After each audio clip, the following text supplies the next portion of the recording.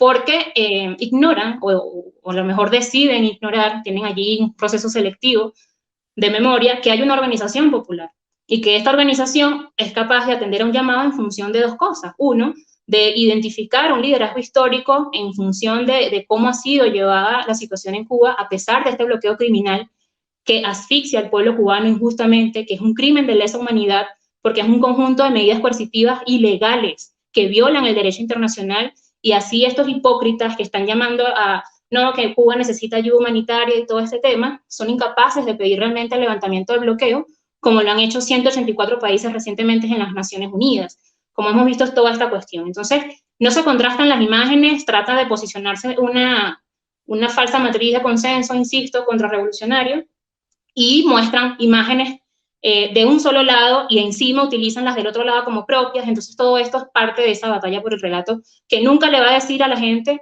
cuál es el sufrimiento que tiene una familia cubana o inclusive la propia familia estadounidense, porque vemos gente en Miami muy tranquila haciendo un montón de cosas desde siempre, porque allá hay es como el cañón principal mediático en ese sentido, ¿no?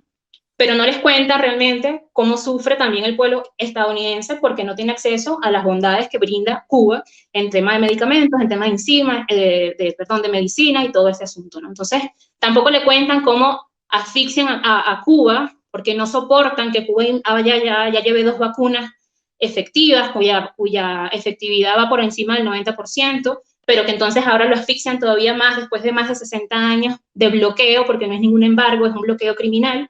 Entonces arrecian este bloqueo, arrecian estas medidas de asfixia y ahora, bueno, Cuba no puede contar con las suficientes jeringas para aplicar su vacuna, cosa de la que no pueden presumir los grandes países del primer mundo, ¿no? De ese cascarón vacío que se dejó ver con la pandemia, como es el caso de Europa y explícitamente de Estados Unidos. Entonces, toda esta narrativa va a seguir y va a empeorar. O sea, esto de ayer fue un arranque de algo que viene siendo continuado, pasa por lo que ha sucedido en Haití, pasa por la visita de este sujeto del Comando Sur en la región, en Sudamérica, en Colombia específicamente y en Brasil.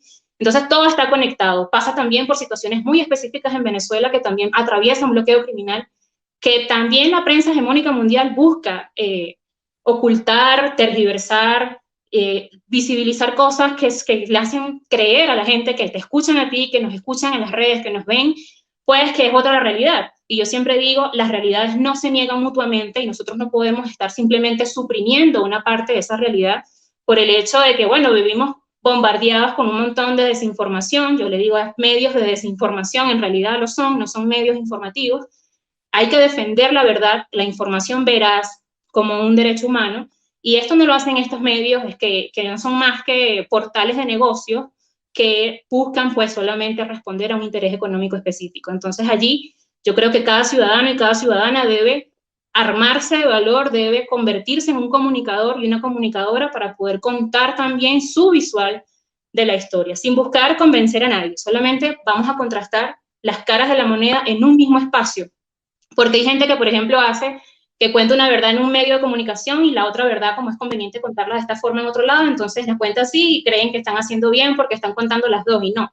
El plan es confrontar esas informaciones, el plan es estar allí haciendo seguimiento, y particularmente con el manejo mediático que se está teniendo en México, últimamente sobre todo, con toda esta prensa que responde al poder herido, al hegemón herido, porque se le están suprimiendo sus intereses, sus derechos, sus privilegios, sus privilegios se le están afectando, entonces allí se molestan y empiezan a atacar y atacar sistemáticamente, uniéndose a este relato que lo que va es en contra de una sola cosa y es en contra de los pueblos y los gobiernos insubordinados. Y esto lo hemos expresado en el caso de Cuba y de Venezuela.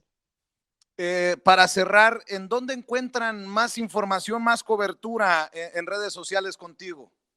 Bueno, allí en mi Twitter principalmente es, digamos, mi portal de mayor fuerza. He estado haciendo cobertura de estas informaciones que estamos describiendo durante todo el día de ayer y el día de hoy, y vamos a seguir difundiendo. Todavía faltan muchos más videos como el que les mostramos allí en exclusiva, más comportamientos que son allí cuestionables y analizables también para que cada persona ejercite su capacidad de discernir. Entonces les invito, allí en pantalla está apareciendo mi Twitter, @Orlenis, creo que le falta la O, sí, le falta la O al usuario allí en pantalla, dice Orlenis OV de Venezuela. Allí me pueden ubicar en todas las redes sociales, pero fundamentalmente en el Twitter, y bueno, serán bienvenidos y bienvenidas para combatir la desinformación.